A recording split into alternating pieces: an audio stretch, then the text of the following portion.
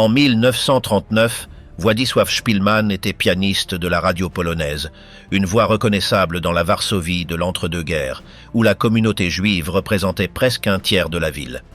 Le 23 septembre, tandis que la Luftwaffe bombardait la capitale, il interpréta en direct un nocturne de Chopin.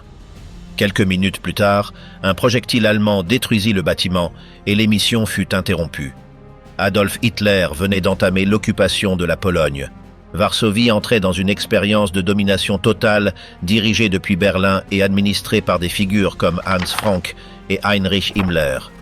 Ce qui suivit fut l'application méthodique d'un système, le ghetto de Varsovie, la réduction délibérée de la nourriture, les déportations ferroviaires vers Treblinka et, après l'insurrection de Varsovie, la destruction planifiée de 85% de la ville.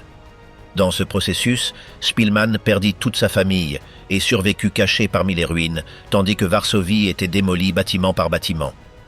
En 1944, sa vie fut liée à une décision exceptionnelle au sein même de l'appareil allemand, lorsque le capitaine de la Wehrmacht, Wilhelm Osenfeld, choisit de ne pas le dénoncer. Ce documentaire dévoile la véritable histoire du pianiste. La vie de Szpilman avant la guerre et l'invasion de la Pologne. Władysław Szpilman naquit le 5 décembre 1911 à Sosnowiec, une ville industrielle du sud de la Pologne qui, à peine 20 ans plus tôt, faisait encore partie de l'Empire russe. Son enfance se déroula donc dans un pays qui réapparaissait sur la carte européenne après plus d'un siècle de disparition. La Pologne avait cessé d'exister comme État pendant 123 ans, partagée entre des puissances voisines, et ce n'est qu'en 1918, après l'effondrement des empires centraux à la fin de la Première Guerre mondiale, qu'elle retrouva sa souveraineté. Cette indépendance était récente et fragile, les frontières restaient instables, et l'identité nationale devait être reconstruite presque depuis zéro.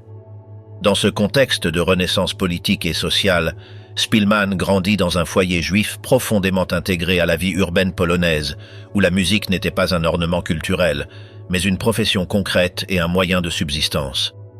Son père, Samuel Szpilman, était violoniste, et le piano occupait le centre de la maison comme outil de travail. Dès son plus jeune âge, Władysław montra une discipline peu commune pour son âge. Il s'exerçait avec une concentration presque adulte, comme s'il pressentait que, dans ses touches, se jouait quelque chose de plus que le simple plaisir de jouer. Dans de nombreuses familles juives urbaines, la formation musicale classique constituait une voie respectable d'ascension sociale et de reconnaissance culturelle, et les Szpilman misèrent résolument sur cette voie. À la fin des années 20, alors que la Pologne tentait de se consolider comme État moderne, Szpilman entra à l'Académie de musique Frédéric Chopin de Varsovie, une institution aux racines du XIXe siècle qui avait été réorganisée après l'indépendance. Il y reçut une formation stricte dans la tradition pianistique européenne, fondée sur une technique rigoureuse, l'étude du répertoire canonique et une exigence interprétative constante. Varsovie était alors une capitale culturelle vibrante, reflet de la diversité sociale de la Deuxième République polonaise. Le pays comptait environ 35 millions d'habitants et abritait la communauté juive la plus nombreuse d'Europe, environ 3,3 millions de personnes, soit près de 10% de la population totale. À Varsovie même, les Juifs représentaient environ 30% des habitants, quelques 350 000 personnes dans une ville de 1,2 million. Cette présence n'était ni marginale ni invisible. Les Juifs participaient activement au commerce, à l'industrie, au journalisme, à la médecine, au droit et, de manière notable, à la vie culturelle. Il existait des théâtres en yiddish, des journaux en hébreu et en polonais, des maisons d'édition, des orchestres et une intense activité intellectuelle. L'intégration était réelle, bien que jamais complète. L'antisémitisme faisait partie du paysage politique et social. Dans les universités fonctionnaient des quotas informels. Dans certains milieux professionnels existaient des barrières tacites et des mouvements nationalistes de droite promouvaient ouvertement l'exclusion économique et culturelle des Juifs. Cependant, dans le monde artistique, le mérite conservait encore un poids décisif. Un pianiste juif pouvait se produire devant des publics majoritairement polonais sans que son origine ne constitue, du moins à cette époque, un obstacle insurmontable. En 1931, cherchant à élargir sa formation et à entrer en contact avec les grands centres musicaux européens, Szpilman s'installa à Berlin pour étudier à la Akademie der Künste. La capitale allemande était alors l'un des principaux foyers culturels du continent. On y rencontrait des figures centrales de la musique européenne, on y créait des œuvres contemporaines, et la tradition classique y coexistait avec les courants les plus expérimentaux. Mais Berlin était aussi un espace marqué par l'instabilité. La République de Weimar, née après la défaite allemande lors de la Première Guerre mondiale, traversait une profonde crise économique et politique. L'hyperinflation de 1923 avait détruit économie et certitude, et la Grande Dépression commencée en 1929 avait plongé des millions de personnes dans le chômage. Dans ce climat de désespoir social, le Parti national-socialiste grandit de manière fulgurante, canalisant le mécontentement grâce à une propagande qui désignait les Juifs comme responsables de l'effondrement économique, de la prétendue dégénérescence culturelle et de la défaite de 1918.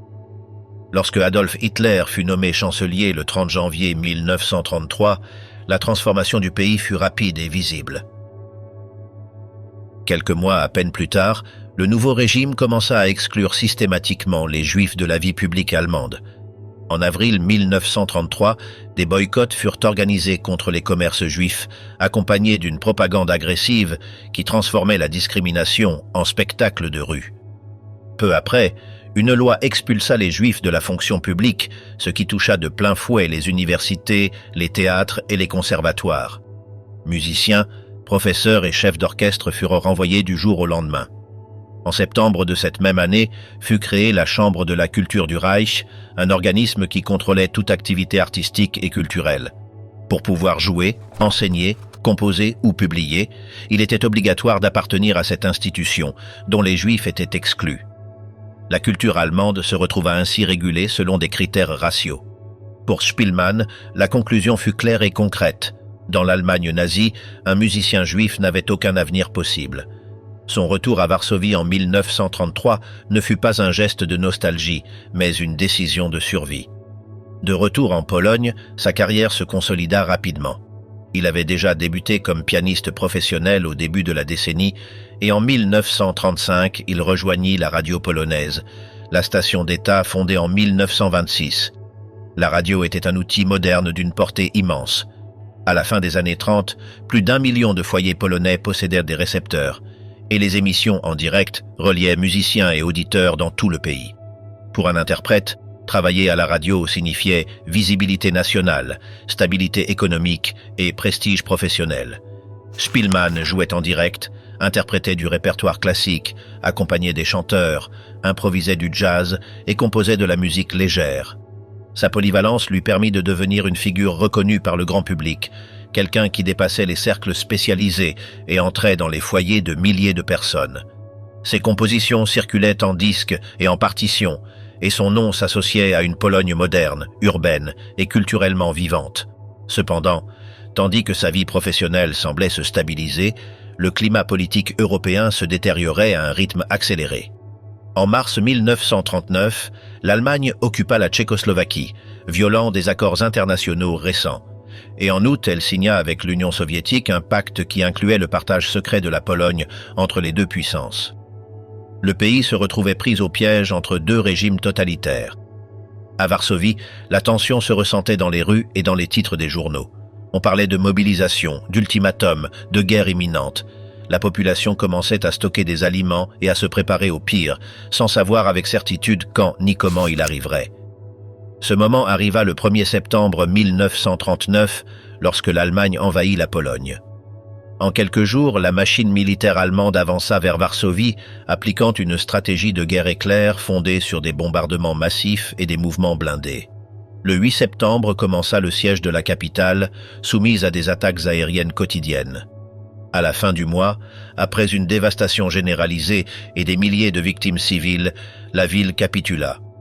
Le 1er octobre, les troupes allemandes entrèrent dans Varsovie, marquant le début d'une occupation qui transformerait radicalement la vie de ses habitants. Au milieu de cet effondrement, Spielmann fut le protagoniste d'un épisode qui resterait gravé dans la mémoire collective.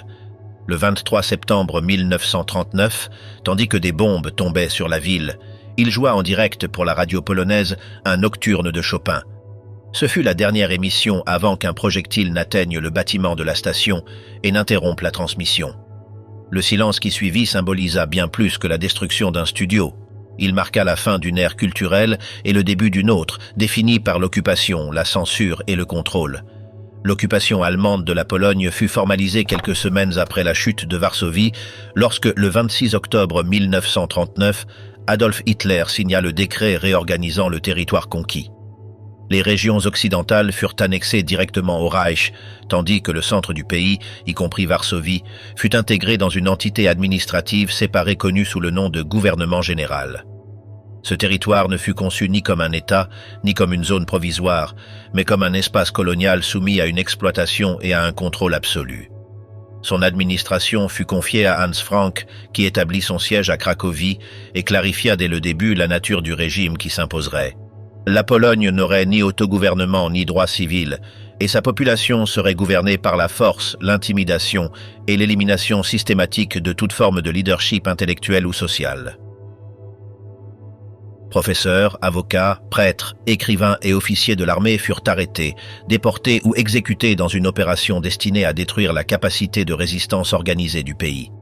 L'occupation n'était ni improvisée ni chaotique. Elle répondait à un plan précis de soumission. Pour la population juive, cependant, le processus suivit une logique différente, plus graduelle et méticuleusement étagée. Dès les premières semaines de l'occupation, les autorités allemandes commencèrent à appliquer des mesures spécifiques qui ne visèrent pas une élimination immédiate, mais la création d'un système de contrôle total. Le 21 septembre 1939, Reinhard Heydrich, haut responsable de la sécurité du Reich, envoya des instructions aux unités mobiles allemandes pour concentrer les Juifs dans de grands centres urbains, de préférence proches de lignes ferroviaires.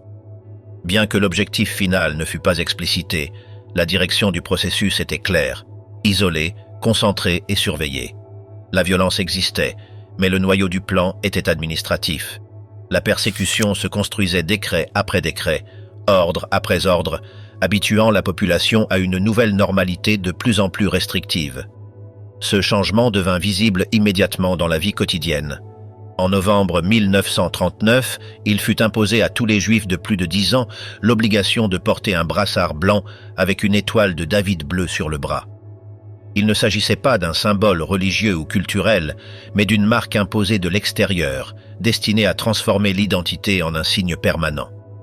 À Varsovie, des centaines de milliers de personnes devinrent reconnaissables au premier regard, exposées aux insultes, aux agressions et aux arrestations arbitraires. La rue, qui jusque-là avait été un espace partagé, commença à devenir hostile. Chaque regard pouvait se transformer en menace.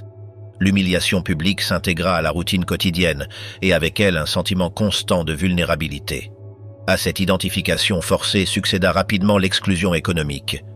Au début de 1940, les autorités limitèrent à la quantité d'argent que les Juifs pouvaient posséder, bloquèrent des comptes bancaires et confisquèrent commerces et propriétés. L'objectif n'était pas seulement d'appauvrir, mais d'éliminer toute forme d'autonomie matérielle. Sans ressources, la capacité de choix disparaissait. En même temps, les restrictions de mouvement se multiplièrent. Permis spéciaux pour voyager, interdiction de changer de domicile, exclusion progressive des parcs, des transports et de certaines rues. La ville commença à se fragmenter en espaces autorisés et espaces interdits, et ses frontières changèrent constamment, obligeant à une adaptation permanente. L'incertitude devint une forme de pression psychologique soutenue. Spillmann vécut cette transformation de manière directe. La radio polonaise, symbole de la vie culturelle moderne du pays, fut saisie et transformée en un instrument de propagande sous contrôle allemand. Les musiciens juifs furent expulsés, et avec cela Spillmann perdit son emploi, sa visibilité publique et la stabilité qu'il avait construite pendant des années. Pour survivre, il eut recours à des prestations dans des cafés du quartier juif, à des collaborations dans des théâtres semi-clandestins et à des cours privés. La musique continuait d'exister, mais reléguée aux marges, soumise à la surveillance et à la précarité. Ce qui avait été une carrière publique et reconnue se transforma en un effort quotidien pour maintenir une continuité professionnelle minimale dans des conditions de plus en plus adverses. L'enfermement dans le ghetto de Varsovie et la rupture de sa famille. Le 12 octobre 1940, l'occupation allemande de Varsovie franchit un seuil décisif lorsque le gouverneur du district, Ludwig Fischer, signa l'ordre qui transformait le signalement préalable en enfermement physique obligatoire. Tous les Juifs de la ville devaient être transférés avant le 31 octobre dans un district délimité avec une précision administrative, une mesure qui n'admettait aucune négociation et qui serait appliquée sous menace explicite de peine de mort. Pour Spilman et sa famille, comme pour des centaines de milliers de personnes, cet ordre signifia réduire toute une vie à ce qui pouvait être transporté dans des valises et des caisses, fermer la porte d'un appartement habité pendant des années et avancer à pied vers une zone de la ville qui cesserait bientôt de se comporter comme une ville. Le 16 novembre, le processus fut scellé de manière littérale. Des murs de briques de 3 mètres de hauteur, surmontés de barbelés et de fragments de verre, coupèrent des rues qui jusque-là avaient été de simples trajets quotidiens. Les entrées furent surveillées par des policiers allemands, par des agents polonais et par la Jüdischer Ordnungsdienst, la police juive créée par les nazis pour exercer un contrôle depuis l'intérieur, de sorte que tout mouvement dépendait de permis presque impossibles à obtenir. Varsovie se retrouva divisée en 2 réalités qui ne se touchèrent plus. D'un côté, la ville ouverte, de l'autre, près de 400 000 juifs enfermés dans une fraction minimale de l'espace urbain. Dès le début, le ghetto ne fonctionna pas comme un quartier appauvri, mais comme un piège démographique conçu pour s'effondrer. Dans une zone où, avant la guerre, vivaient environ 160 000 personnes, plus du double furent confinées, ce qui porta la densité à des niveaux incompatibles avec une vie minimement stable. Dans une seule pièce pouvaient se concentrer 7, 9 ou même 11 personnes, partageant l'air, le bruit et l'épuisement. Des bâtiments endommagés par les bombardements de 1939 furent remplis jusqu'à leurs limites physiques, obligeant des familles qui ne se connaissaient pas à cohabiter dans des espaces infimes. Le concept même de foyer se dissout. Sans intimité, sans stabilité, sans frontières claires entre ce qui était à soi et ce qui ne l'était pas, la vie domestique se transforma en une friction constante, une cohabitation forcée qui ne générait pas de communauté, mais une usure continue. Sur cette promiscuité s'imposa la faim comme axe absolu de l'existence. Les rations officiellement attribuées aux Juifs du ghetto atteignaient à peine 184 calories par personne et par jour, un chiffre qui ne décrivait pas une pénurie accidentelle, mais une condamnation progressive. Spilman voyait chaque matin, en se rendant à ses obligations, des corps étendus sur les trottoirs, des personnes mortes pendant la nuit et retrouvées au matin couvertes de vieux papiers, et au fil des mois, cette vision cessa de provoquer l'effroi pour devenir une partie du paysage. Cette habituation à l'horreur ne fut pas un effet collatéral, mais une conséquence directe du système. Habituer les vivants à cohabiter avec la mort, jusqu'à ce que la frontière entre les 2 États devienne diffuse et émotionnellement supportable. Pour continuer à respirer, les familles commencèrent à se défaire de tout ce qu'elles possédaient. Elles vendirent d'abord des objets de valeur, puis des vêtements, plus tard des meubles, des livres et des ustensiles, jusqu'à ce que la maison cesse d'être un espace reconnaissable. Le marché noir ne représentait pas une transgression morale, mais une nécessité élémentaire. Des enfants se faufilaient par des trous dans le mur, traversaient l'autre côté de la ville et revenaient avec de la nourriture cachée sous leurs vêtements, sachant que, s'ils étaient découverts, ils pouvaient être battus ou tués sur le champ. Spilman se souvient de tirs dirigés contre ceux qui s'approchèrent trop du mur et de corps laissés en évidence pendant des heures comme avertissement, de sorte que chaque bouchée obtenue impliquait un risque réel et constant. La dégradation matérielle de la famille Spilman avança rapidement. Samuel, le père, cessa de donner des cours de violon parce qu'il ne restait plus d'élèves capables de payer. Regina, la mère, tentait d'improviser des repas avec des ingrédients minimaux et rationnés. Les frères acceptaient n'importe quel travail disponible, et Władysław fut contraint de prendre une décision qui concentrait toute la violence symbolique de l'enfermement: vendre le piano. L'instrument qui avait défini sa vie, son identité et son métier, fut échangé contre de la nourriture. Spilman le mentionne sans dramatisation, presque comme une note neutre, mais cette sobriété renferme une acceptation profonde. L'avenir avait disparu et il ne restait que le présent immédiat. Il continua pourtant à jouer chaque fois qu'il le put.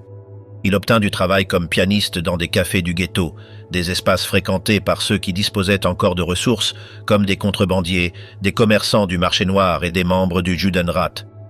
Il interprétait de la musique classique, des chansons populaires et du jazz, tandis que le public mangeait et conversait, et à quelques rues de là, d'autres personnes mouraient de faim sur les trottoirs. Cette coexistence de réalités opposées au sein d'un même enfermement était l'une des formes les plus cruelles du système. L'argent achetait du temps, tandis que la pauvreté achetait de l'agonie. Pour Spillman, jouer n'était ni un réconfort ni une évasion, mais un travail, une routine qui lui permettait de rester celui qu'il avait été, même si cette identité ne tenait plus qu'à un fil de plus en plus mince. Le ghetto remplit efficacement sa fonction de dégradation progressive. Entre 1940 et 1942, des dizaines de milliers de personnes moururent entre ces murs à cause de la faim et des maladies, tandis que les hôpitaux fonctionnaient sans médicaments ni ressources et que les cadavres s'accumulaient dans les couloirs et les logements. Dans de nombreux foyers, les morts étaient dissimulés pendant des jours afin de continuer à recevoir des rations, et la vie quotidienne devint une succession de calculs minimaux sur les calories, le combustible et les objets qui pouvaient encore être vendus.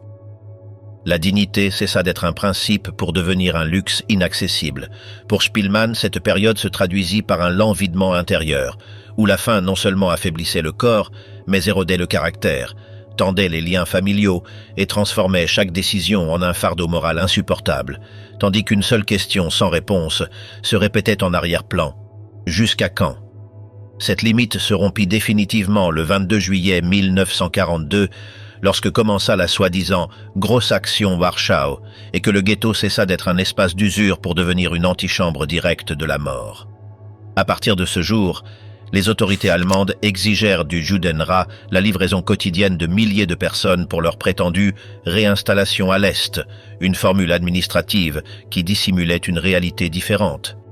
Les trains ne conduisaient pas vers de nouveaux lieux de travail, mais vers le centre d'extermination de Treblinka, une installation créée exclusivement pour tuer, où les déportés étaient assassinés quelques heures après leur arrivée. À l'intérieur du ghetto, le terme réinstallation suscita confusion, rumeurs et une négation compréhensible. La majorité ne pouvait imaginer une annihilation industrialisée, et même lorsque certains pressentaient la vérité, ils manquèrent de moyens pour se cacher ou s'échapper. L'obéissance ne fut pas le résultat de la naïveté, mais de l'absence absolue d'alternative. Les rafles devinrent un rituel quotidien. À l'aube, des unités armées encerclèrent des immeubles, expulsèrent les familles et les conduisaient en colonne vers l'Umschlagplatz, le point de rassemblement situé près des voies ferrées. Là, hommes, femmes et enfants attendaient pendant des heures, parfois toute la nuit, sans eau ni nourriture, jusqu'à l'arrivée des wagons de marchandises. Dans ces wagons, conçus pour le bétail, plus d'une centaine de personnes étaient entassées avant que les portes ne soient fermées de l'extérieur et que le train ne démarre. Beaucoup ne survivaient même pas au trajet. Entre juillet et septembre 1942, des centaines de milliers de Juifs du ghetto de Varsovie furent déportés. Au milieu de ce processus, le président du Judenrat, Adam Tcherniakov, se suicida après avoir refusé de signer des ordres incluant des enfants, laissant la preuve qu'il ne pouvait plus supporter ce qu'on lui exigeait. Sa mort ne modifia pas le cours des événements. La machine continua de fonctionner avec la même froideur administrative. Spillman et sa famille furent pris dans l'une de ces rafles. Ils avançaient ensemble dans la file de l'Umschlagplatz, portant le minimum, entourés de cris, de chaleur et de pleurs. Rien ne les distinguait des autres. À ce moment-là, un membre de la police juive du ghetto reconnut Spillman pour ses interprétations à la radio avant la guerre. Sans explication, il le sortit de la file et le poussa sur le côté. Spillman tenta de résister, voulut rester avec sa famille, mais il fut écarté de force. La colonne continua d'avancer. Ce fut la dernière fois qu'il vit son père, sa mère, ses sœurs et son frère. Sa famille fut déportée à Treblinka et y fut assassinée.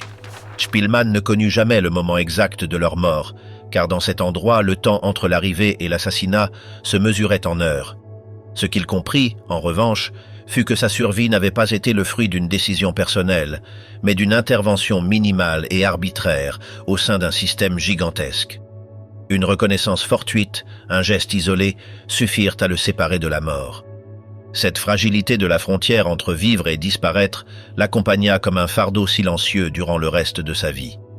Après la grande déportation, le ghetto fut réduit à une population minimale et transformé en un espace de travail forcé. Les cafés fermèrent, la musique disparut comme forme de vie sociale et la seule chose qui importait était de posséder un laissez-passer de travail offrant une protection temporaire. Spillman obtint un emploi dans une brigade de construction. Le piano cessa d'exister comme possibilité. La vie se réduisit à une succession de décisions élémentaires visant à ne pas attirer l'attention, à obéir aux ordres, à obtenir un peu de nourriture et à survivre un jour de plus, tandis que le monde qu'il avait connu restait définitivement derrière lui. Les deux côtés, la survie dans le ghetto et du côté arien. Après les déportations massives de l'été 1942, le ghetto de Varsovie cessa de fonctionner même comme communauté forcée et devint un résidu administratif, un espace vidé de sa raison initiale d'enfermement. Des quelques 350 000 juifs qui y avaient été confinés avant la grosse action, il n'en restait à peine entre 55 000 et 60 000 à l'arrivée du mois d'octobre. Les rues qui, pendant des mois, avaient été saturées de corps affamés, apparaissaient désormais étrangement désertes. Des immeubles entiers demeuraient abandonnés, avec des portes ouvertes battant au vent et des fenêtres brisées laissant entrer le froid. Spillmann parcourait ces espaces avec la sensation que le silence avait un poids physique. Ce n'était ni tranquillité ni repos, mais l'absence concrète de ceux qui en avaient été arrachés et envoyés à Treblinka, une absence qui s'imposait comme une présence constante. Le 20 septembre 1942, les autorités allemandes formalisèrent cette transformation par une nouvelle réorganisation territoriale. Le Grand Ghetto fut drastiquement réduit et seules demeurèrent actives certaines zones liées à des ateliers de production contrôlés par des entreprises allemandes comme Töbens et Schulz, où l'on fabriquait des uniformes, des bottes et de l'équipement militaire pour la Wehrmacht et les SS. Le ghetto cessa d'être, même en apparence, un espace de confinement civil et se mit à fonctionner comme un camp de travail forcé soutenu par des permis temporaires d'existence.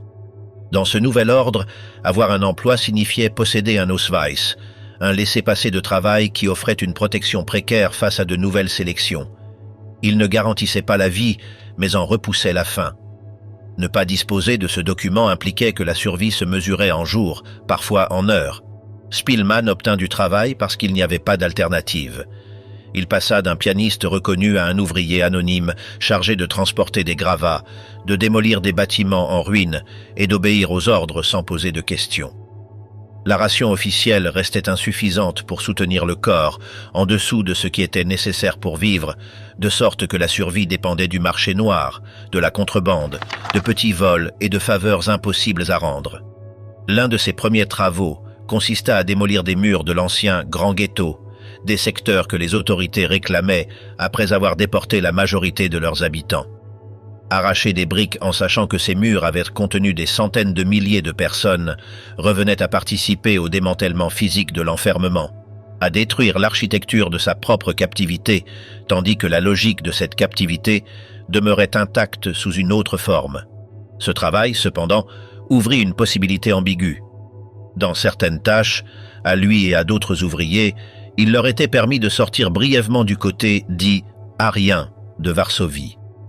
Cet accès momentané était à la fois tentation et danger. Quand ils le pouvaient, Spillmann et d'autres travailleurs se détournaient vers des stands de nourriture polonais, achetaient des pommes de terre ou du pain, en mangeaient une partie immédiatement et rapportaient le reste pour le vendre dans le ghetto, où sa valeur se multipliait. Chaque passage était un pari absolu. S'ils étaient découverts, tout s'achevait. S'ils parvenaient à revenir, ils gagnaient un jour de plus. Ces déplacements furtifs lui montrèrent quelque chose qui deviendrait bientôt décisif. Il existait un espace physique au-delà de l'enfermement, mais il était si surveillé, si réglementé et si imprégné de danger que la distance entre être dedans ou dehors du ghetto était bien plus étroite que ne le suggérèrent les murs. La violence continuait d'opérer selon une logique reconnaissable, fondée sur l'incertitude. Il n'était pas nécessaire d'exhiber en permanence une brutalité visible. La simple possibilité constante qu'elle survienne suffisait. Les sélections apparaissaient comme des tempêtes soudaines. Un groupe était inspecté, un autre écarté. Quelqu'un disparaissait sans explication. Le 18 janvier 1943, les SS lancèrent une nouvelle action destinée à déporter les Juifs qui demeuraient encore dans le ghetto. Cette fois, cependant, ils rencontrèrent une résistance armée. L'organisation juive de combat et l'Union militaire juive ouvrirent le feu contre les unités allemandes. L'opération s'interrompit après 4 jours, avec des milliers de déportés, mais sans parvenir à vider complètement le ghetto. Ce fut la première fois qu'une action armée juive parvint à interrompre, même de manière limitée, une opération nazie, et ce fait modifia la perception de ce qui restait encore possible. Spillmann survécut à cette sélection et fut affecté à un nouveau travail. Avec le temps, il obtint un poste un peu plus stable comme responsable de dépôt, organisant des provisions dans des logements utilisés par les SS. Ce n'était pas un travail meilleur sur le plan moral.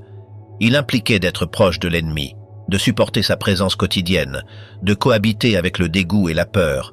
Cependant, il offrait une continuité, et dans ce système, la continuité faisait la différence entre rester en vie ou disparaître lors de la prochaine rafle. Les Allemands responsables du groupe fournissaient des rations régulières de pommes de terre et de pain pour maintenir les ouvriers fonctionnels, et cette stabilité minimale permit à Spillmann de résister.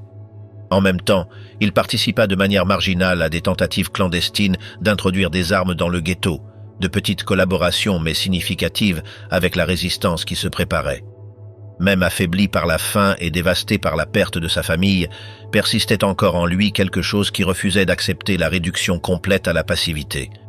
De manière progressive, une idée commença à se former dans son esprit, qui n'était au début pas un plan, mais une impulsion diffuse, sortir. La préparation de ce pas ne suivait pas une séquence claire, mais se construisait à travers des contacts, des opportunités partielles et des peurs accumulées. Décider de franchir cette frontière signifiait accepter que de l'autre côté ne l'attendait pas le monde d'avant-guerre, mais un autre labyrinthe où il devrait devenir quelqu'un qui ne devait pas exister. Le 13 février 1943, avec l'aide d'un réseau disposé à le cacher, Spillmann passa du côté arien. La ville ne lui offrit ni refuge ni soulagement. Elle lui offrit des rues où son visage pouvait le trahir, des portes qui pouvaient se fermer par peur et un silence dans lequel chaque pas dans l'escalier pouvait devenir une sentence. Le passage vers le soi-disant « côté arien » ne représenta pas pour Spillmann une libération, mais un changement de forme de l'enfermement. À partir du 13 février 1943, sa survie cessa de dépendre de murs visibles et se mit à reposer sur un réseau fragile de silence, de documents inexistants et de volontés étrangères. Varsovie, vue depuis l'extérieur du ghetto, n'était pas une ville ouverte, mais un espace saturé de surveillance où chaque déplacement exigeait une justification et où chaque visage pouvait devenir une preuve.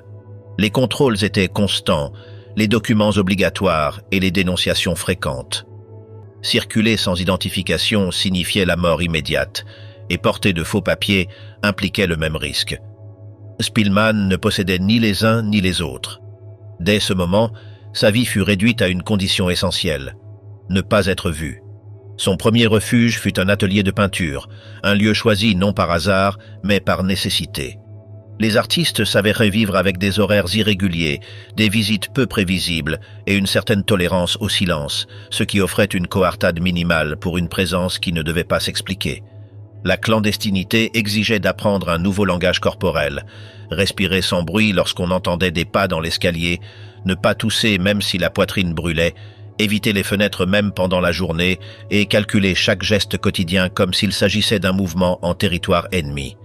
La ville continuait d'exister de l'autre côté des murs, avec ses tramways, ses voies et ses routines, mais pour Spillmann, ce monde devait rester abstrait. Pour rester en vie, il devait devenir une ombre. Ceux qui soutinrent cette première étape de clandestinité appartenaient au monde que Spillmann avait habité avant la guerre, un milieu construit autour de la musique, de la radio et du théâtre. Andrzej Bogucki, ancien directeur des programmes musicaux de la radio polonaise, et son épouse Janina Godlewska assumèrent le rôle central dans l'organisation de sa protection. L'aider n'était ni un geste symbolique ni un acte sans conséquence. Depuis 1941, les autorités allemandes avaient décrété la peine de mort pour tout Polonais qui aidait des Juifs fugitifs, une condamnation qui s'étendait à toute la famille de l'infracteur et qui était annoncée publiquement pour dissuader toute tentative d'aide. Malgré cela, Bogucki et Godlewska continuèrent. En quelques jours, Spillmann fut transféré vers une autre cachette dans le même immeuble et plus tard, dans un appartement de la rue Noakowskiego. Chaque déplacement exigeait une planification minutieuse. Inventer des excuses, construire des alibis, prévoir des itinéraires et calculer les risques. Mais le coup le plus lourd n'était pas logistique, il était psychologique. Dans chaque nouveau refuge, Spillman commençait à organiser mentalement l'espace, à établir une routine minimale de survie, et lorsqu'il devait à nouveau partir, tout cet ordre fragile se défaisait. À la fin du mois de février 1943, il fut conduit dans un atelier de la rue Puławska, où il resterait pendant des mois. Là, le temps commença à perdre des contours reconnaissables. Les jours cessèrent de se distinguer les uns des autres et se transformèrent en une succession de silences interrompus par des sons extérieurs qui dictaient le rythme de sa respiration. Il retenait son souffle en entendant des pas proches, le relâchait lorsque le danger semblait s'éloigner et, paradoxalement, ce silence devenait lui aussi une menace, car il craignait que même sa respiration puisse traverser les murs. Dans cet enfermement invisible, l'absence du piano acquit un poids particulier. Dans le ghetto, même affamé, il avait pu jouer. Là, dans la clandestinité, le piano devint à la fois souvenir et risque. Le son voyageait, rebondissait, traversait les murs. Un accord pouvait le trahir. Ce silence imposé n'était pas seulement une précaution pratique, mais une amputation identitaire. On lui avait arraché sa famille, son foyer et sa place dans la ville. Il devait désormais renoncer aussi aux gestes qui l'avaient défini. La faim persistait, mais elle prenait une autre forme. Ce n'était plus la faim collective du ghetto, visible dans les corps affaissés dans les rues, mais une faim intime qu'il fallait dissimuler même à ceux qui l'aidaient. Chaque repas impliquait que quelqu'un était sorti, avait acheté de la nourriture, menti lors d'un contrôle et assumé un risque qui ne lui appartenait pas. Manger générait de la culpabilité. La détérioration physique avançait lentement. Perte de poids, faiblesse constante et épisodes de maladie vécus en silence, car demander une assistance médicale revenait à ouvrir une nouvelle porte au danger. Avec l'affaiblissement, apparut une sensation difficile à supporter, celle de devenir un fardeau. Même si personne ne le disait, Spillman percevait la tension dans les gestes, la prudence dans les visites et la nécessité que tout soit rapide, mesuré et discret. Pendant qu'il demeurait caché dans la rue Puławska, l'histoire avançait violemment à quelques rues de là. Le 19 avril 1943, les forces allemandes lancèrent l'opération finale pour liquider le ghetto de Varsovie. Cette fois, la résistance juive répondit avec une détermination désespérée. Des combattants armés de pistolets, de fusils, de grenades improvisées et de cocktails Molotov attaquèrent depuis des immeubles, des tunnels et des bunkers. Les Allemands s'attendaient à conclure l'opération en quelques jours, mais la résistance se prolongea pendant des semaines. Face à cette difficulté, il fut ordonné d'incendier le ghetto bâtiment par bâtiment. Les flammes étaient visibles depuis le côté aérien. Spillman les observa depuis la fenêtre de sa cachette. La fumée recouvrait la ville, l'odeur de brûlé s'imprégnait dans les vêtements et les sons d'explosions et de tirs traversèrent la nuit. Il savait que là, parmi ces flammes, avait été sa famille, sa vie d'avant et l'espace qui avait défini son existence. L'insurrection se termina en mai avec la destruction délibérée de la grande synagogue, dynamitée comme geste symbolique de victoire. Le ghetto cessa d'exister. Spillman fut témoin de son anéantissement depuis l'autre côté du mur. En août 1943, le refuge de la rue Puławska cessa d'être sûr. Dans la clandestinité, il n'était pas toujours nécessaire d'une rafle pour fuir. Parfois une simple suspicion, un regard insistant, un commentaire dans l'escalier ou l'arrivée de quelqu'un de nouveau dans l'immeuble suffisait. La logique de la survie obligeait à se déplacer non pas lorsque le danger se confirmait, mais lorsqu'il pouvait le faire. À partir de ce moment, Spillman traversa une succession de cachettes brèves. Ces déplacements étaient les plus épuisants, car ils impliquaient de circuler dans une ville militarisée, de traverser des rues surveillées, d'éviter les contrôles et de vivre avec la menace constante des smalkonici, délateurs qui extorquaient ou dénonçaient des juifs cachés en échange d'argent. Chaque sortie était une roulette où le hasard avait un poids disproportionné. Avec le temps, l'aide se transforma en un réseau plus large. Ce ne fut pas un seul couple ni un seul ami, mais plusieurs personnes qui se relayaient pour le soutenir, improvisant des solutions et assumant des risques limités dans le temps.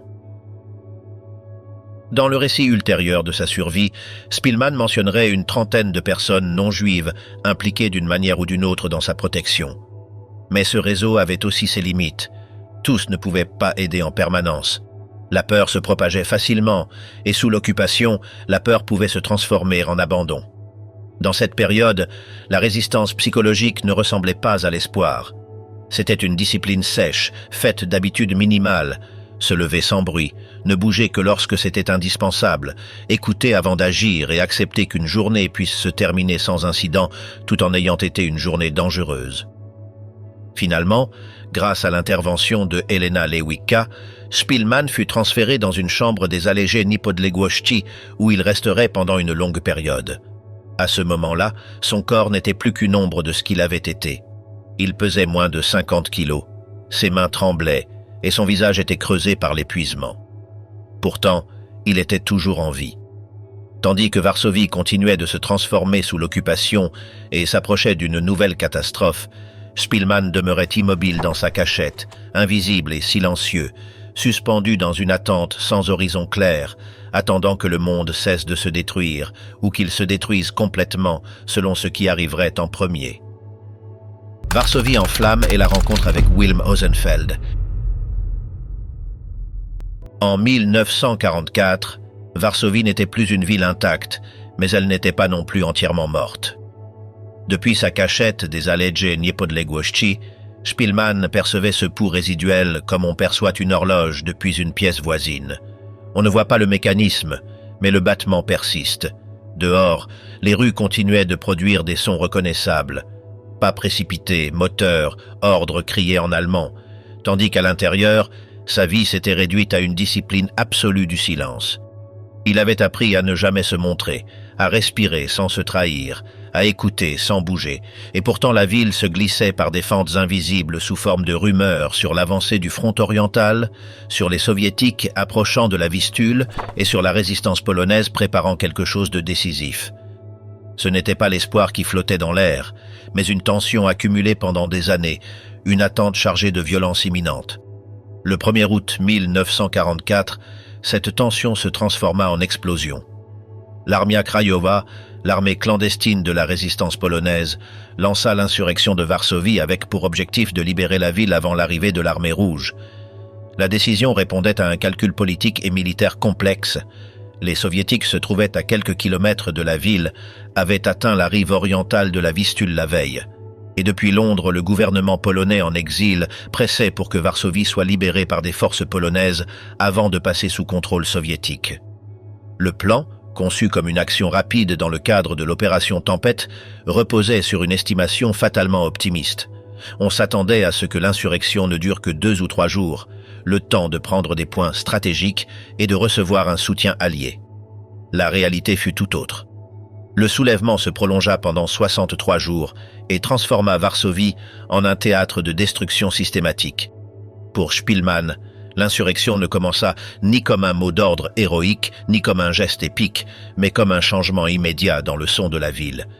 Les tirs se faisaient entendre plus près. Les explosions avaient un autre rythme. Les voix couraient dans les rues avec une urgence différente.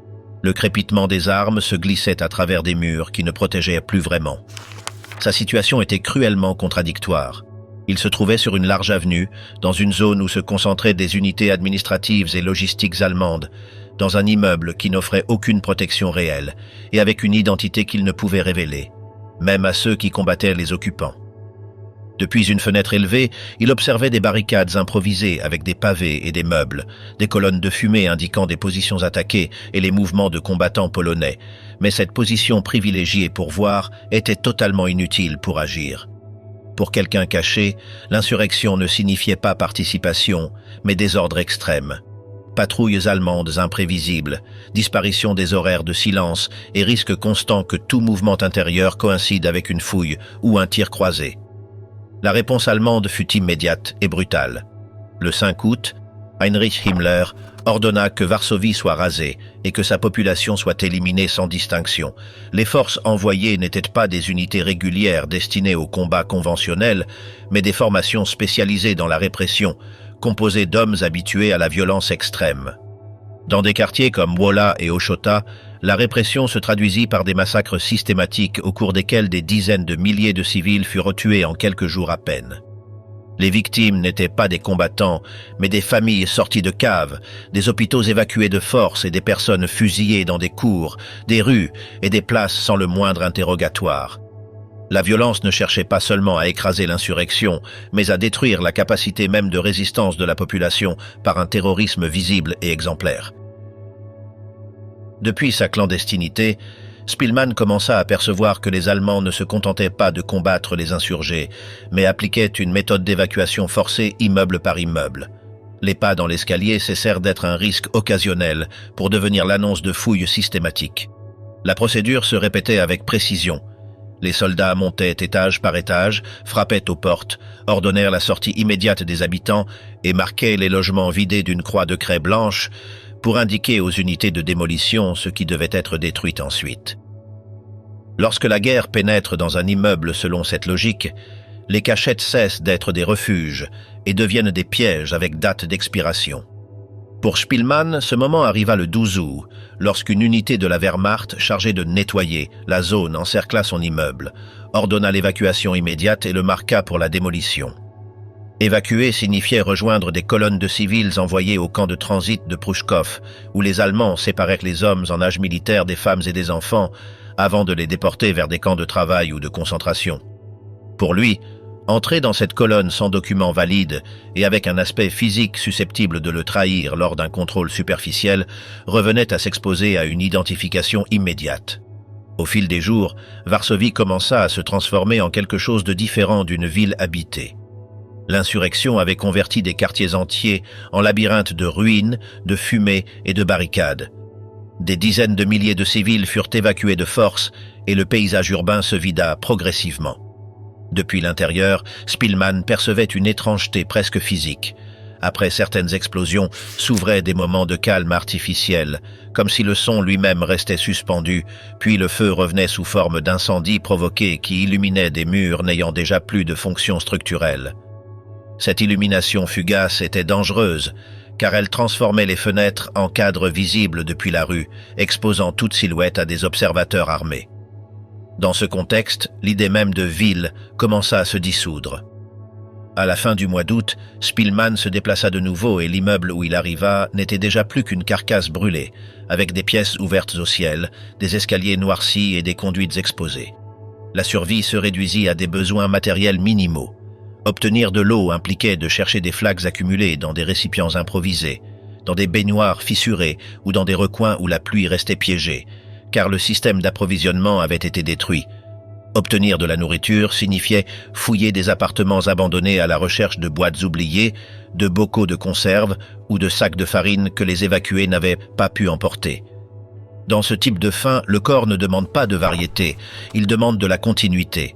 Et lorsque le corps demande de la continuité, l'esprit devient un instrument de calcul, descendre à la tombée de la nuit lorsque les patrouilles diminuaient leur fréquence, se déplacer par des escaliers qui ne craquèrent pas, revenir avant l'aube, lorsque les fouilles reprenaient.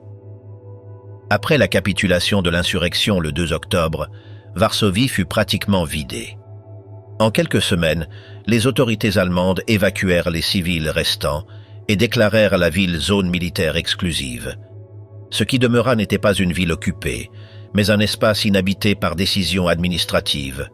Les bâtiments détruits n'offraient pas un refuge, mais de la poussière irritant les poumons, du froid traversant des murs sans toit et un risque constant d'effondrement. Les rues sans habitants n'apportèrent pas de soulagement, mais une visibilité extrême. Tout mouvement pouvait être détecté de loin par des patrouilles qui n'avaient plus à se confondre avec un trafic civil. Pour Spillmann, la vie quotidienne se réduisit à écouter et calculer, distinguer pas, voix et silence, éviter les fenêtres, ne pas faire de feu, ne pas produire de fumée et apprendre que, dans une ville vide, tout son anormal pouvait déclencher une recherche immédiate. Avec l'arrivée du vrai froid, son corps commença à céder. Sans chauffage ni vêtements adéquats, l'hiver devint un ennemi aussi mortel que les patrouilles. Les mains perdaient leur sensibilité, la peau se crevassait, la respiration faisait mal. À ce stade, le temps ne se mesurait plus en date ni en nouvelles du front, mais en température corporelle. Chaque jour de froid sans protection était un jour de plus vers l'effondrement physique. Varsovie était devenue un espace de ruines habité par très peu d'êtres humains dispersés face à des garnisons allemandes chargées de démolir ce qui restait. Dans ce paysage, toute rencontre avec un soldat allemand équivalait, en termes statistiques, à une sentence de mort. Ce fut lors de l'une de ses recherches de nourriture que Spillman entendit des pas différents dans l'immeuble destiné à la démolition. Il n'y eut pas de scène dramatique préalable. Il entendit le bruit avant de voir l'homme. Son corps réagit immédiatement selon le protocole appris pendant des années. Immobilité absolue, respiration retenue et réduction du profil corporel. Mais cette fois, le silence ne suffit pas. L'officier allemand entra dans la pièce où il se cachait. L'uniforme apparu dans l'embrasure de la pièce ne laissait aucune place à l'erreur. Dans la Varsovie de la fin de 1944, un officier allemand à l'intérieur d'un immeuble marqué pour la démolition signifiait une juridiction létale.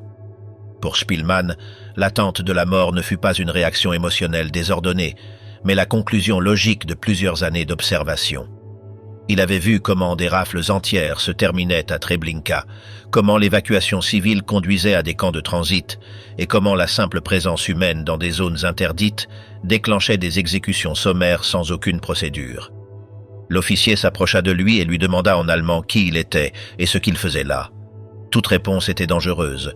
Se déclarer juif revenait à activer la réglementation raciale qui, depuis 1939, avait transformé cette identité en délit. Se déclarer polonais sans document valide impliquait d'admettre la désobéissance à l'évacuation forcée, également punie de mort. Même le corps trahissait avant les mots. Maigreur extrême, vêtements improvisés et mains tremblantes signalaient une vie clandestine impossible à justifier comme présence légale. À ce moment-là, Spillman choisit de dire la seule chose qu'il pouvait encore affirmer sans disparaître comme personne, qu'il était pianiste. Ce ne fut pas une stratégie froidement calculée, mais une affirmation minimale d'identité. L'officier, qui serait plus tard identifié comme Wilm Hosenfeld, ne réagit ni par une violence immédiate ni par la moquerie. Il fit quelque chose de statistiquement improbable. Il demanda s'il pouvait le prouver. Dans l'immeuble se trouvait un piano abandonné par ses anciens propriétaires lors des évacuations d'août. L'épreuve n'était pas bureaucratique, mais acoustique, et c'est précisément ce qui la rendait dangereuse. Jouer signifiait produire du son dans une ville vide où tout bruit pouvait attirer d'autres patrouilles moins disposées à écouter. Ne pas jouer signifiait rester sans preuve. Malgré tout, Spillman s'assit. L'acte de jouer n'eut rien de rédempteur ni de symbolique à cet instant. Ce fut un effort physique extrême accompli par un corps affaibli par des années de faim, de froid et d'enfermement.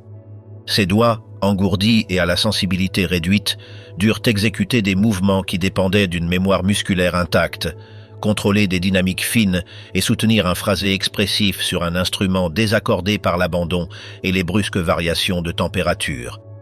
Selon son propre témoignage, il interpréta une pièce de Chopin qui exigeait contrôle et précision, non une spectaculaire virtuosité.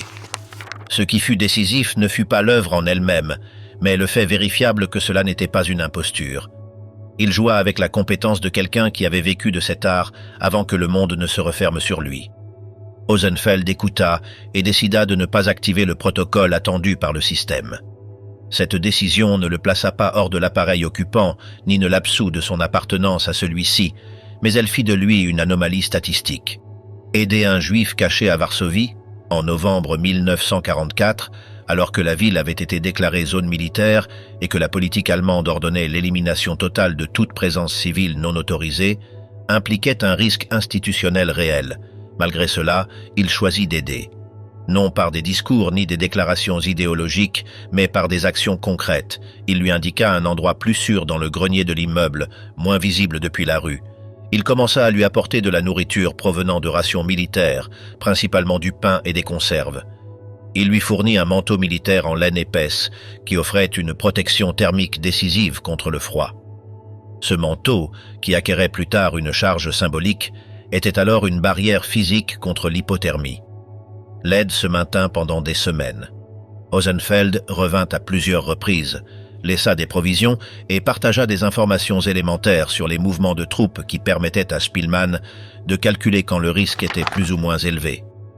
Tous deux opéraient dans une asymétrie totale.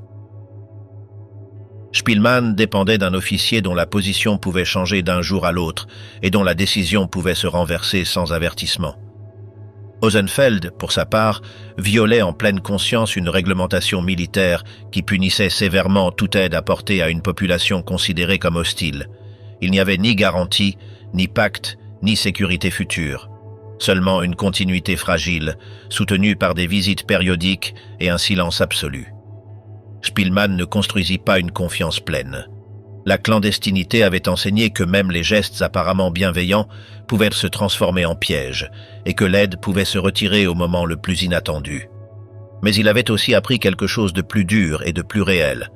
Dans les systèmes d'extermination, la survie individuelle ne dépend ni du mérite ni de la justice, mais de chaînes de décisions extérieures, certaines provenant d'amis, d'autres d'inconnus et, dans des cas rarissimes, de personnes situées à l'intérieur même de l'appareil qui exécute la destruction. Cette paradoxe ne rachète pas le système et ne l'adoucit pas. Il montre seulement que, même dans des structures conçues pour éliminer toute agence morale, certains individus conservèrent une marge minimale et choisirent de l'utiliser à contre-courant de la norme. La scène du piano vue sous cet angle ne fonctionne pas comme un récit de musique qui sauve, mais comme un épisode de reconnaissance. Reconnaissance du fait que l'homme caché n'était ni un chiffre résiduel, ni un intrus administratif, mais quelqu'un doté d'une identité professionnelle vérifiable et d'une vie antérieure concrète. Et reconnaissance aussi que l'officier allemand conservait des références culturelles que le régime n'avait pas réussi à effacer complètement. Ce croisement minimal dans une ville réduite à des ruines et condamnée à disparaître suffit à prolonger une vie. Pendant ce temps, Spielmann demeurait dans le grenier, consommant avec précaution les rations qu'il recevait, se déplaçant le moins possible, apprenant même à enfiler le manteau sans produire de frottements audibles et à ajuster son corps à l'espace pour ne pas générer de silhouettes visibles depuis l'extérieur. Hosenfeld, quant à lui, était soumis à une dynamique militaire qui échappait à son contrôle individuel. En décembre 1944, alors que l'armée rouge consolidait ses positions sur la rive orientale de la Vistule et préparait l'offensive qui arriverait en janvier, la Wehrmacht commença à retirer de Varsovie les unités non essentielles. L'aide avait une date d'expiration que ni l'un ni l'autre ne maîtrisait. Lorsque l'unité de Hosenfeld reçut l'ordre de se retirer, le lien s'interrompit sans cérémonie. Il n'y eut ni adieu prolongé, ni promesse. En temps de guerre, les liens se rompent par des ordres logistiques, non par des décisions personnelles. Spielmann se retrouva de nouveau seul, avec des provisions limitées et un corps qui résistait à peine au froid. Pourtant, il avait survécu à la période la plus mortelle. La Varsovie vidée, la démolition systématique et le premier hiver. Peu après, en janvier 1945, les troupes soviétiques entreraient dans la ville presque sans résistance. Lorsque cela arriva, Spielmann était toujours là, caché parmi les ruines, affaibli mais vivant. La ville qui émergea après le retrait allemand n'était plus Varsovie telle qu'il l'avait connue. C'était un squelette urbain, une étendue de poussière, de murs brisés et de silence. Mais pour Spielmann, continuer à respirer dans ce paysage signifiait avoir traversé toutes les strates du désastre.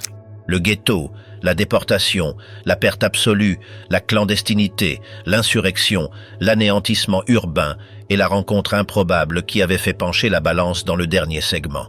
Il n'y avait ni triomphe ni rédemption dans cette survie. Il y avait continuité. Et dans ce monde ravagé, continuer d'exister était, en soi, un fait historique. La libération, l'après-guerre et la mémoire, un témoin qui continua de jouer. La libération de Varsovie n'arriva ni comme une fin solennelle, ni comme une scène de triomphe. Elle arriva d'une manière plus proche de l'entrée dans une maison incendiée, avec prudence, en regardant le sol, en respirant l'air avec méfiance, sans reconnaître entièrement l'endroit où l'on avait vécu. Le 17 janvier 1945, les unités du 1er armée polonaise, avançant aux côtés de l'armée rouge, entrèrent dans la ville presque sans résistance, car la Wehrmacht s'était retirée 2 jours plus tôt pour éviter d'être prise au piège par l'offensive soviétique lancée au début du mois. Pour Spielmann, sortir de sa cachette ne signifia pas un retour immédiat à la vie, mais la constatation que le monde continuait d'exister, bien qu'il fût transformé en ruine, en poussière et en silence. Après des mois à respirer en secret, marcher sous le ciel ouvert était une expérience étrange, presque provocatrice, car le corps continuait d'attendre le coup même lorsqu'il ne venait plus. Dans une ville vidée, chaque coin de rue était à la fois souvenir et absence. La première étape de l'après-guerre fut marquée par une perplexité difficile à traduire en mots. Spielmann avait survécu, mais il n'y avait pas d'endroit où revenir.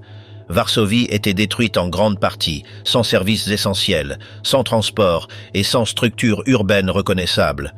Des rues entières restaient bloquées par des décombres, et les bâtiments encore debout ne l'étaient que de manière précaire.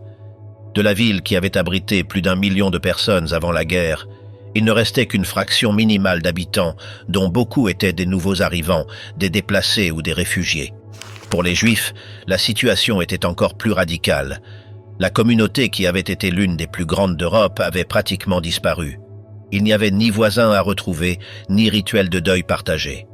Spilman savait depuis 1942 que sa famille avait été déportée à Treblinka, et il savait aussi ce que cela signifiait. La ville était libérée, mais son monde intime restait occupé par l'absence. Dans ce paysage désolé, la musique n'apparut ni comme un réconfort automatique, ni comme une promesse de guérison. Elle apparut plutôt comme une manière de retrouver une structure lorsque tout s'était défait. Non parce qu'elle effaçait le passé, mais parce qu'elle permettait d'organiser le présent. Lorsque la radio polonaise reprit ses émissions en mars 1945 depuis des installations improvisées, Spilman se remit devant un piano. Le geste qu'il choisit fut délibérément sobre, interpréter la même pièce de Chopin dont l'exécution avait été interrompue par les bombardements allemands en septembre 1939. Il ne s'agissait pas de refermer un cercle de manière sentimentale, mais de signaler une continuité brisée qui, un instant, pouvait se renouer. Comme si le son disait que la vie s'était arrêtée là et que, depuis là, avec difficulté, on tentait de la reprendre.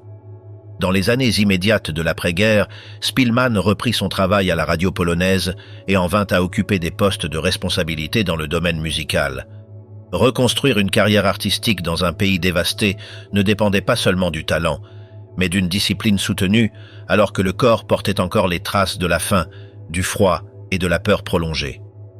La nouvelle Pologne, qui émergeait sous un régime communiste en consolidation, offrait une stabilité institutionnelle, mais imposait aussi un cadre idéologique strict.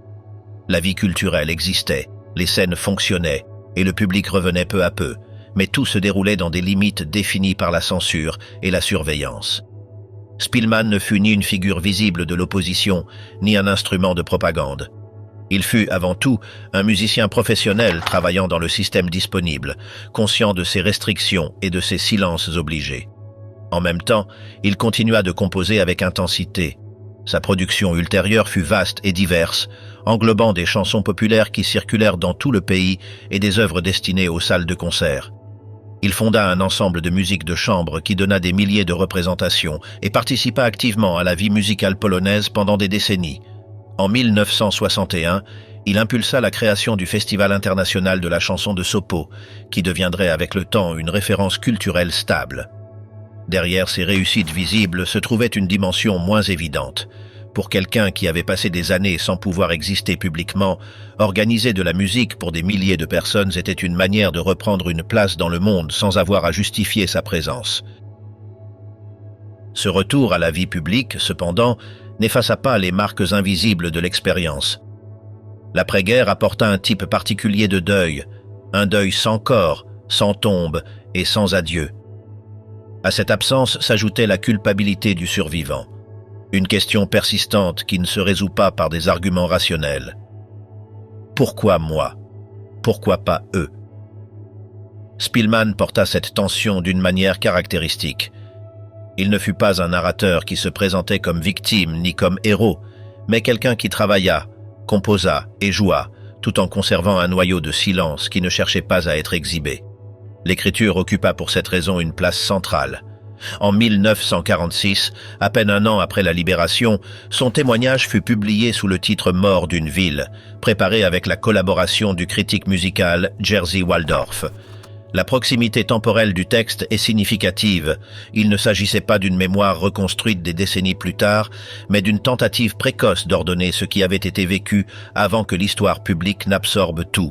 Le livre offrait un récit direct, précis et sans ornement sur le ghetto, les déportations, la clandestinité et la destruction de Varsovie. Mais la Pologne de l'après-guerre avait sa propre politique de la mémoire. L'édition originale circula pendant peu de temps avant d'être retirée par les nouvelles autorités. Bien que les raisons exactes n'aient pas été documentées de manière exhaustive, le schéma est clair. Le témoignage de Spilman ne s'insérait pas aisément dans le récit officiel en construction. un récit qui privilégiait la résistance nationale et tendait à diluer la spécificité de l'extermination juive ainsi que les zones grises de la société occupée. Le livre parlait d'aide, mais aussi de délation et d'extorsion, et plaçait l'expérience juive individuelle au centre du récit. Cela le rendait inconfortable. Pendant des décennies, le texte resta hors de portée du grand public. Avec le passage du temps, l'histoire de Spilman fut en partie reléguée, connue surtout dans des cercles spécialisés. Elle n'avait pas disparu, mais elle n'occupait pas non plus une place centrale dans la mémoire collective. La redécouverte internationale arriva bien plus tard, lorsque le texte fut réédité dans les années 90, avec des passages censurés restaurés et commença à circuler hors de Pologne. En étant traduit dans d'autres langues, l'histoire acquit une dimension mondiale. Avec cette diffusion apparut aussi un risque, que le récit devienne un symbole et perde sa texture concrète. Pourtant, lu attentivement, le livre ne propose pas une épopée de survie, mais une chronique faite de hasard, d'aide minimale, de peur constante et de résistance silencieuse. Spilman mourut à Varsovie en juillet 2000, avant que son histoire n'atteigne sa plus grande diffusion publique. 2 ans plus tard, l'adaptation cinématographique réalisée par Roman Polanski porta son expérience à des millions de spectateurs. Le film reçut une reconnaissance internationale et des prix importants, mais il réorganisa aussi l'expérience en une forme narrative close, parce que le cinéma a besoin de structure. La vie réelle de Spilman, en revanche, avait été faite de vide, d'attente, de silence et de jours indistinguables. Au sein de cet héritage, une figure prit de plus en plus de relief avec le temps. Wilm Ozenfeld, l'officier allemand qui l'avait aidé durant l'hiver 1944. Ozenfeld mourut en captivité soviétique des années après la guerre, sans savoir que son geste serait reconnu publiquement. Ce fut Spilman lui-même qui demanda qu'on lui accorde le titre de Juste parmi les nations, reconnaissance qui arriva de manière posthume des décennies plus tard. Cette restitution tardive ne changea pas le passé, mais elle laissa une trace historique d'une décision individuelle prise au sein d'un système d'extermination.